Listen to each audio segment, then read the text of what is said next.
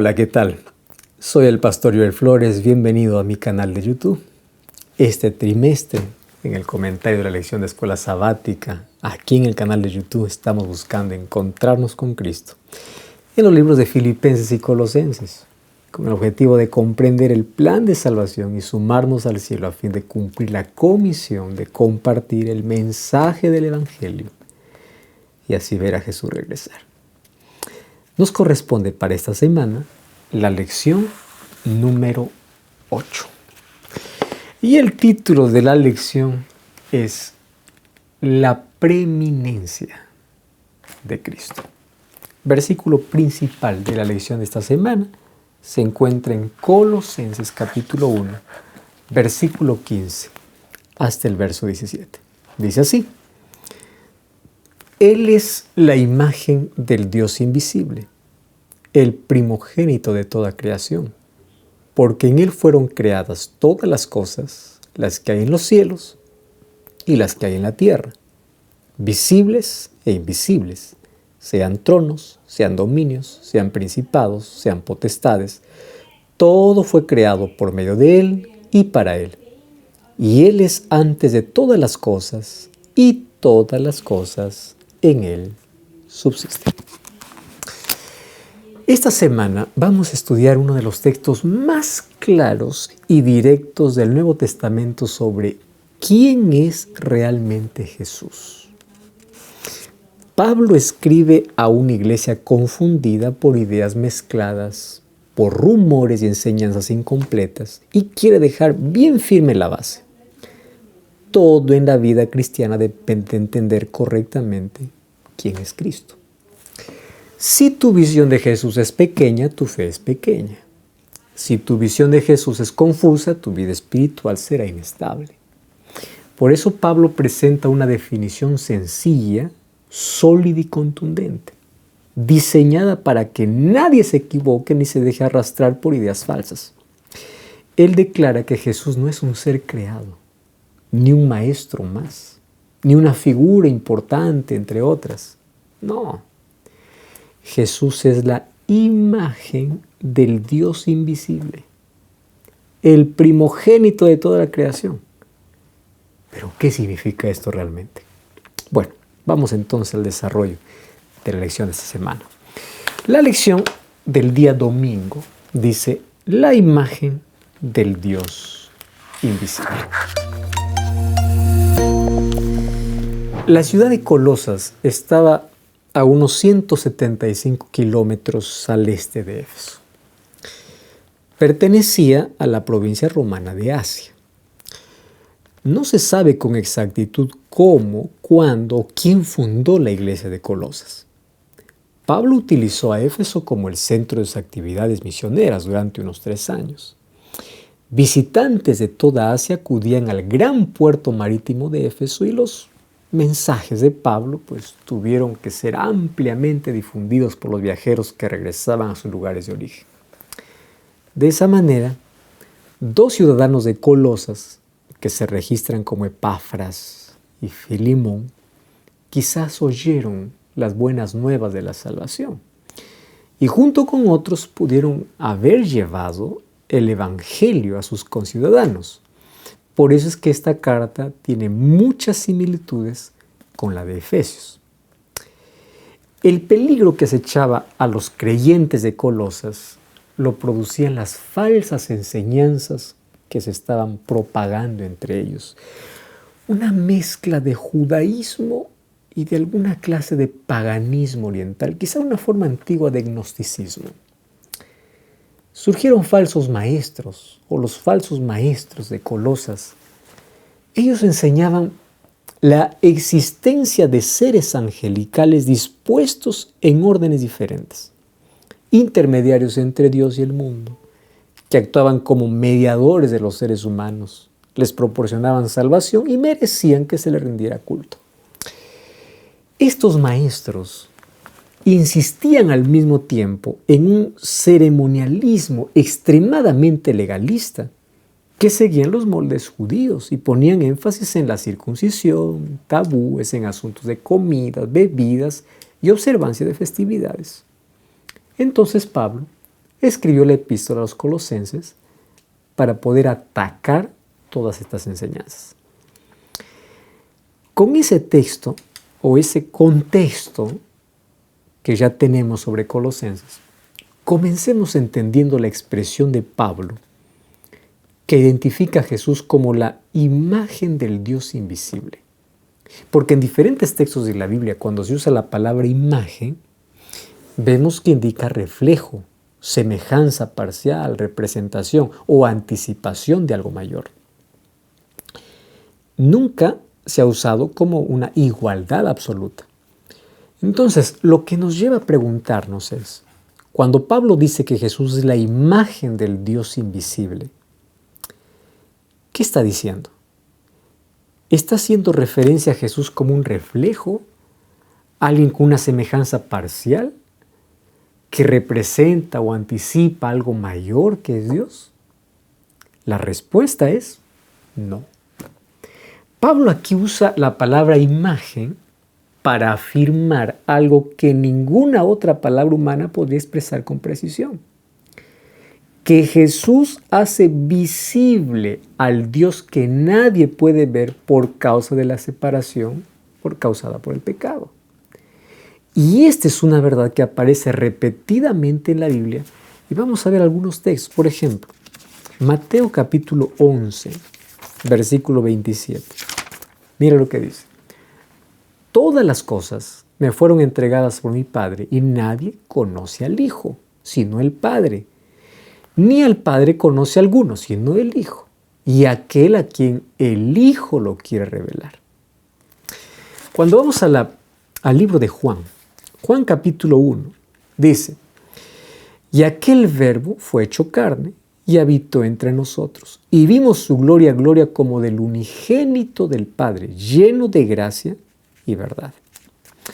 Mira lo que dice el versículo 18, Juan 1:18.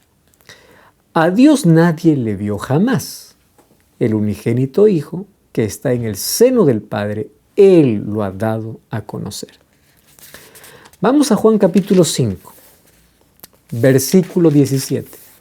Dice así, y Jesús le respondió, mi Padre hasta ahora trabaja y yo trabajo. Juan capítulo 10, versículo 30. Yo y el Padre, uno somos. Juan capítulo 14, versículo 6. Jesús dijo, yo soy el camino, la verdad y la vida. Nadie viene al Padre sino por mí. Además de estos textos, Jesús también se identificó en diversas ocasiones mediante la fórmula yo soy. En sí, es la misma expresión con la que Dios se reveló en el Antiguo Testamento. Jesús dijo, yo soy el pan de vida, yo soy la luz del mundo, el buen pastor, la resurrección, yo soy la vida. Afirmó que Él está en el Padre y el Padre en Él. Y también dijo que Él existió antes que Abraham.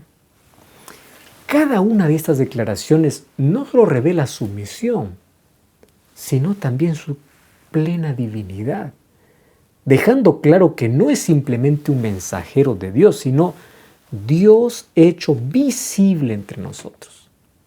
Ahora, ¿por qué es importante tener claridad sobre esto? Porque si Jesús fuera un ser creado, las implicaciones serían gravísimas. Primero, se negaría su plena divinidad, reduciéndolo a un intermediario limitado y no al Dios eterno hecho carne. En segundo lugar, se debilitaría su autoridad, porque ningún ser creado puede tener señorío absoluto sobre todas las cosas, ni derecho legítimo a perdonar pecados, ni poder para dar vida eterna. Todo eso le corresponde solamente a Dios. En tercer lugar, se afectaría la doctrina de la salvación, porque un ser inferior jamás podría cargar sobre sí el pecado del mundo ni satisfacer la justicia divina. El pecado es una ofensa infinita contra un Dios infinito. Por eso es que solo Dios podía tomar sobre sí esa culpa. Además de que la cruz dejaría de ser la autodonación del Creador y pasaría a ser un acto delegado, donde Dios envía a otro a pagar un precio que Él podía asumir. En cuarto lugar, se contradice el testimonio bíblico, que afirma repetidamente que Jesús comparte la gloria, el nombre, las obras y la eternidad del Padre. Si Jesús no fuera Dios, toda esta revelación sería engañosa. En quinto lugar, se compromete la revelación del Padre, porque solo Dios puede revelar a Dios. Si Cristo fuera un ser creado, no podría mostrarnos plenamente quién es el Padre. Y todas sus palabras sobre Dios serían solo las de un profeta más, no las del Hijo eterno que estaba en el seno del Padre. En sexto lugar, se distorsiona la adoración cristiana, porque la iglesia primitiva adoró a Cristo, oró en su nombre y le llamó Señor. Y si Él no fuera Dios, pues esa adoración sería idolatría. Y el cristianismo entero estaría construyendo un pecado, o estaría siendo construido sobre un pecado. En séptimo lugar, se vacía de sentido la encarnación, porque no sería Dios haciéndose hombre, el milagro más profundo y hermoso que nos presenta el Evangelio, sino simplemente un mensajero exaltado tomando forma humana. Ya no sería el Emmanuel, Dios con nosotros, sino un enviado entre nosotros. ¿Te das cuenta cómo la idea de que Jesús no es Dios o no es completamente Dios desvirtúa completamente todas las enseñanzas bíblicas? Y podríamos seguir, pero el punto aquí es innegable. Si Jesús no es Dios, nada en la fe cristiana permanece en pie. Por eso Pablo afirma con tanta fuerza que Él es la imagen del Dios invisible, no como copia imperfecta, sino como el Dios eterno hecho visible en armonía con lo que toda la Biblia dice acerca de Él. Cristo es el Hijo de Dios preexistente y existente por sí mismo. Al hablar de esta preexistencia, Cristo hace retroceder la mente hacia las edades sin fin. Nos asegura que nunca hubo un tiempo cuando Él no haya estado en estrecha relación con el Dios eterno. Era igual a Dios, infinito y omnipotente. Es el Hijo eterno y existente por sí mismo. Al entender todo esto, la pregunta que queda delante de nosotros es: ¿qué vamos a hacer con Jesús? Si Él es la imagen del Dios invisible, el Dios eterno haciéndose visible, accesible, cercano y comprensible, entonces no estamos frente a una doctrina para memorizar, sino frente a una persona que exige una respuesta. Cambia cómo entendemos a Dios, cómo leemos la Biblia, cómo enfrentamos la vida y cómo respondemos al Evangelio. Y si Jesús es Dios hecho visible, entonces seguirlo no es opcional. Es la decisión más coherente, más urgente y más transformadora que podemos tomar. La invitación hoy es clara. Abre tus ojos a la grandeza de Cristo. Rinde tu vida a la revelación que Él trae y permite que su presencia redefina quién eres, cómo vives y hacia dónde vas. Porque todo cambia cuando finalmente conoces que Jesús no solo vino de parte de Dios, sino que es Dios acercándose a ti. ¿Cuál será tu respuesta? ¿Lo aceptas como Dios pleno, como dicen las Escrituras? Porque de eso no solo depende tu comprensión del Evangelio, también tu destino eterno. Vamos a la lección del día lunes. El día lunes el título es El primogénito de la creación. Una segunda declaración de Pablo acerca de Jesús en el texto de Colosenses es el primogénito de la creación. No sé tú, pero cuando yo leo la palabra primogénito, pienso en el primero que nació en una familia, alguien que fue creado antes que los demás. Y si aplicáramos esa idea directamente al texto, podríamos concluir erróneamente que Jesús fue el primer ser creado por Dios. Pero ¿cuáles serían las implicancias de ese pensamiento. Las mismas que ya mencionamos al hablar sobre la imagen del Dios invisible.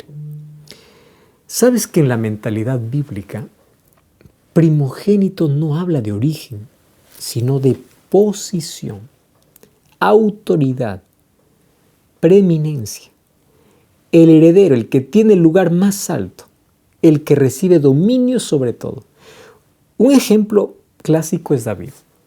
Por ejemplo, él fue ungido rey a pesar de ser el menor de 8 hijos.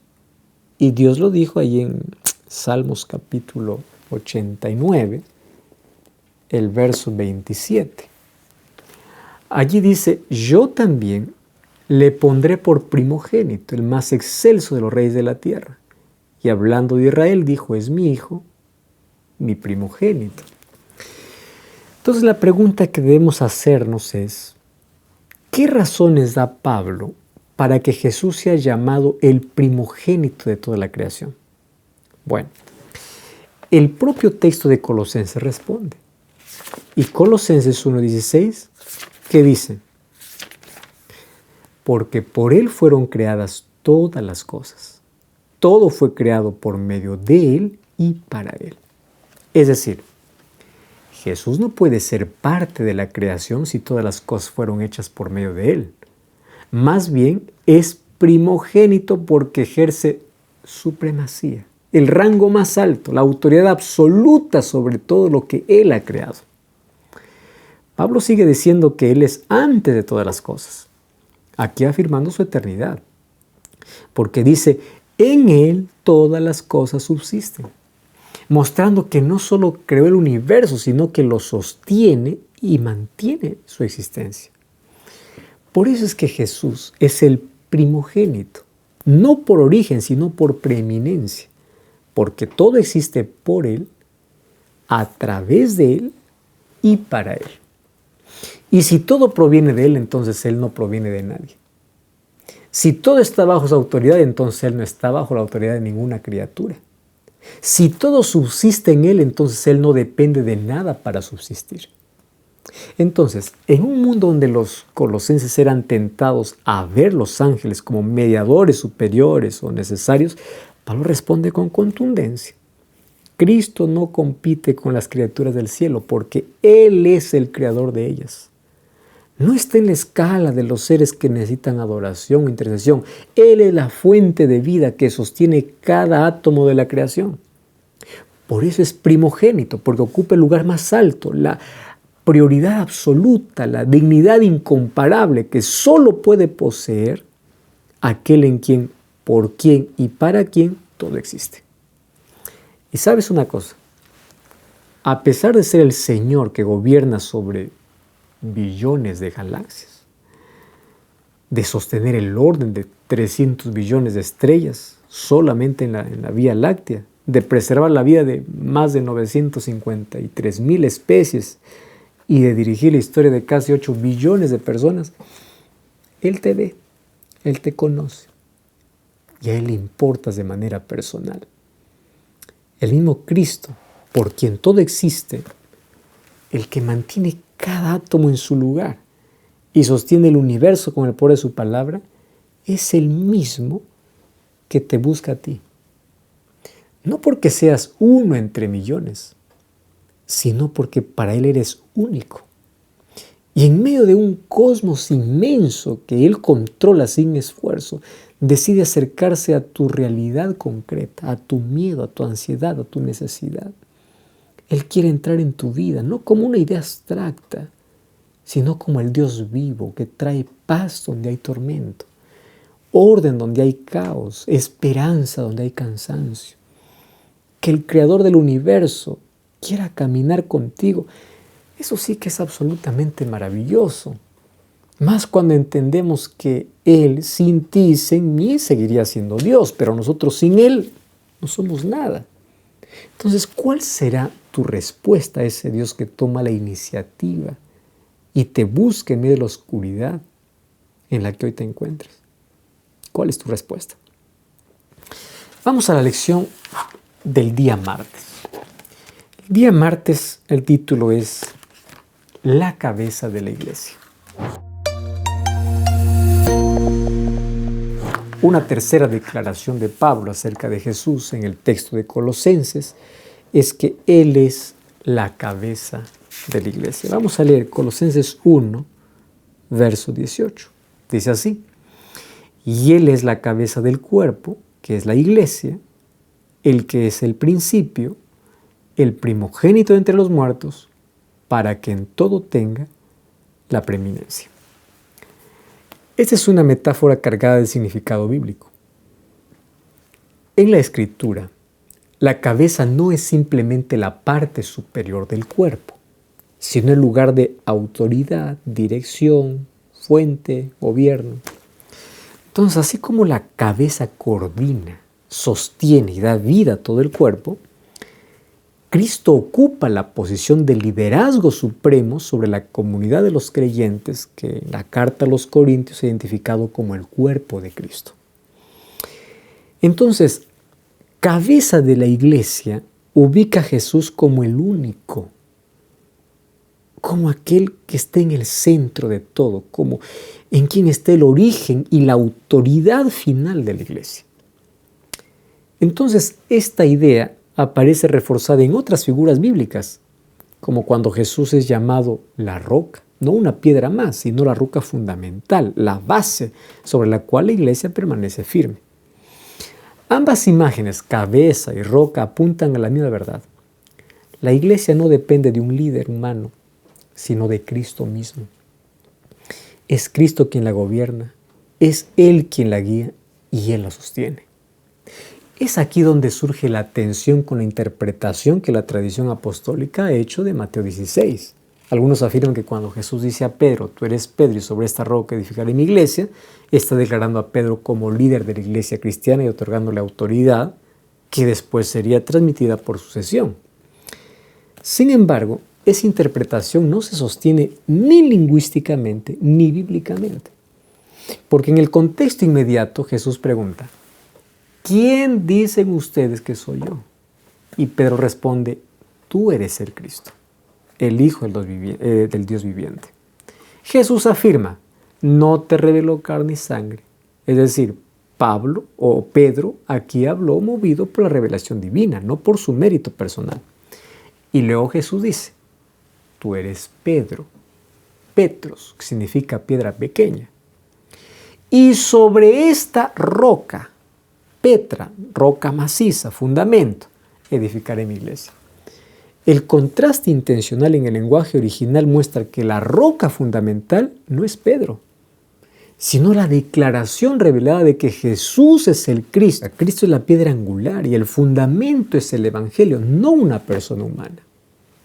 Además, unos versículos después, cuando Pedro rechaza la idea del sufrimiento de Cristo, Jesús lo reprende diciéndole, apártate de mí, Satanás. Lo cual confirma que Pedro no puede ser un fundamento infalible. Entonces, cuando más adelante dice el famoso versículo de y a ti te daré las llaves del reino de los cielos y todo lo que ates en la tierra será atado en los cielos, todo lo que desates en la tierra será desatado en los cielos, eso tampoco confiere autoridad ilimitada como para crear tradición contraria a la verdad revelada. En el judaísmo del siglo I, atar y desatar eran expresiones técnicas que significaban prohibir y permitir. Es decir, ejercer discernimiento espiritual para aplicar correctamente la enseñanza de la palabra. Jesús simplemente delega a los discípulos la responsabilidad pastoral de aplicar el Evangelio, no de inventar nuevas verdades, ni de legislar doctrinas por encima de las Escrituras. La autoridad siempre es derivada, nunca absoluta, siempre está subordinada a lo que Cristo reveló, nunca paralela o superior a ello. Entonces, al reconocer a Cristo como la cabeza del cuerpo de la iglesia, implica una doble realidad inseparable. Por un lado, reconoce en Cristo la autoridad, la fuente de vida y la revelación de su palabra, la que nos guía. Sin Él el cuerpo no piensa, no avanza, no discierne. Sin su dirección la iglesia pierde su rumbo, su propósito y su unidad. Someterse a Cristo como cabeza no es opresión, sino libertad. Es permitir que su voluntad marque nuestras decisiones, que su carácter modele nuestro estilo de vida y que su misión determine nuestras prioridades. Pero esta relación con la cabeza inevitablemente transforma la relación entre los miembros. Si Cristo nos une a Él, también nos une entre nosotros. No podemos estar conectados a la cabeza y desconectados del cuerpo. Por eso, vivir como cuerpo significa cuidarnos mutuamente, servirnos, perdonarnos, sostenernos, acompañarnos y honrarnos. Significa reconocer que cada miembro es necesario, que ninguno puede funcionar solo, que el dolor de uno afecta a todos y que la alegría que uno tiene que ser motivo de celebración de todos. En la iglesia no debe existir competencia, sino cooperación. No debe existir rivalidad, sino edificación. No debe existir aislamiento, sino comunión. Cuando la iglesia vive en obediencia a la cabeza y en amor entre sus miembros, el mundo puede ver la belleza de Cristo reflejada en una comunidad que piensa como Él y que ama como Él. Hoy la decisión es tuya. ¿Vas a vivir bajo la guía de Cristo como tu cabeza y en amor hacia sus hijos como parte de su cuerpo? ¿O seguirás caminando por tu propia cuenta, desconectado de aquel que da vida y de la comunidad que Él formó? Esa decisión tú la debes tomar. La lección del día miércoles dice el principio o el iniciador. El principio. Una cuarta declaración de Pablo acerca de Jesús, ahí en el texto de Colosenses, es que Él es el principio. Volvamos a leer entonces Colosenses capítulo 1, verso 18. Y Él es la cabeza del cuerpo, que es la iglesia, el que es el principio, el primogénito entre los muertos, para que en todo tenga la preeminencia. Cuando Pablo dice en Colosenses 1:18 que Jesús es la cabeza del cuerpo, que es la iglesia, y el principio, no está haciendo un juego de palabras complicado. Está explicando algo muy sencillo y a la vez enorme. Jesús está primero en todo porque Él es el origen de todo. Él es el creador de todo. Jesús no es la figura más importante de la iglesia solo porque enseñó bien, solo porque amó o murió por nosotros, aunque todo eso es cierto, sino que Él es el creador, el que da vida, el que sostiene el universo y el que levantó una nueva creación a través de su resurrección. Es la razón por la que puede ser la cabeza, porque nadie más tiene ese lugar. Pablo también afirma que Jesús es el principio, no en el sentido de que fue el primero en ser creado, lo cual sería falso, sino en el sentido de que todo empezó por Él. La creación física, la iglesia, y ahora la nueva creación que comenzó el día en que salió victorioso del sepulcro. Su resurrección marca un nuevo comienzo para la humanidad. Sin esa victoria nadie podría resucitar jamás. Sin su triunfo sobre la muerte nadie podría ser salvo. Por eso también se llama el primogénito de los muertos. No porque haya sido el primero en resucitar en la historia, sino porque su resurrección es la más importante, la más decisiva, la que garantiza la resurrección de todos los demás. Entonces, cuando juntamos todo lo que Pablo dice en Colosenses 1, la conclusión es clara y es la hecha por el propio apóstol. Jesús tiene la preeminencia. Esta no es una palabra que usamos en nuestro vocabulario cotidiano, pero tener preeminencia significa ocupar el primer lugar por encima de todo y de todos. No solo en importancia, sino también en autoridad, en prioridad, en dignidad. Cuando decimos que Cristo tiene preeminencia, afirmamos que Él no compite con nada ni con nadie. Él está por encima de la creación, por encima de los poderes espirituales, por encima de la historia, por encima de la iglesia, por encima de nuestra propia vida. Nada lo iguala, nada lo supera, nada lo condiciona. Su voz es la más importante. Su voluntad es la que define el cambio. Su carácter es el estándar. Su obra es la que sostiene y su persona es el centro alrededor del cual gira todo lo demás. Entonces, tener a Cristo con la preeminencia significa que Él no es un accesorio, ni un aspecto de la vida, ni un apoyo emocional, sino que Él es el fundamento, el propósito, la razón última de todo. Allí donde Cristo ocupa el primer lugar, el resto encuentra su lugar. La pregunta entonces, ¿qué lugar está ocupando Cristo en tu vida? No basta reconocer su grandeza en teoría. La preeminencia de Jesús solo se vuelve real cuando ordena tus decisiones, tus prioridades, tus afectos y tu manera de vivir alrededor de Él. Cristo no busca un espacio en tu agenda, sino el primer lugar en tu corazón. Y cuando Él ocupa ese lugar, todo lo demás se alinea, encuentra sentido y se ordena. Entonces reflexiona, ¿en qué área de tu vida todavía Jesús no tiene el primer lugar? Porque Él debe ser el primero en todo y estar por encima de todo. ¿Qué lugar Jesús ocupa en ti? Vamos ahora para la lección del día jueves. El día jueves dice, para reconciliar todas las cosas. Pablo concluye su descripción de Jesús usando una expresión muy interesante, diciendo que en Él habita toda plenitud. Vamos a leer el texto completo, Colosenses 1, 19 y 20. Por cuanto agradó al Padre que en Él habitase toda plenitud y por medio de Él reconciliar consigo todas las cosas, así las que están en la tierra como las que están en los cielos, haciendo la paz mediante la sangre de su cruz. Cuando Pablo afirma que agradó al Padre que en Él habitase toda plenitud, está haciendo una declaración inmensa sobre la identidad de Jesús.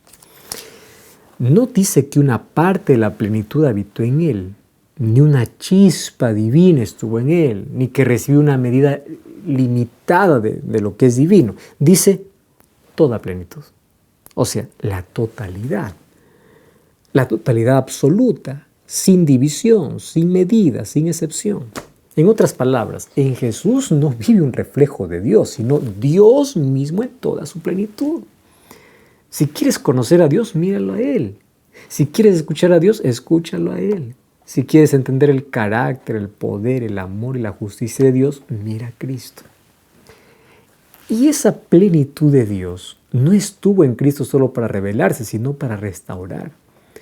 Dios no se hizo visible solo para mostrar cómo es, sino para salvarnos cuando aún éramos pecadores, cuando estábamos más lejos, más quebrados, más perdidos. La plenitud que habita en Cristo tiene el poder de confrontar el pecado, destruir la enemistad, sanar la ruptura causada por la rebeldía humana y traer vida donde la muerte reinaba.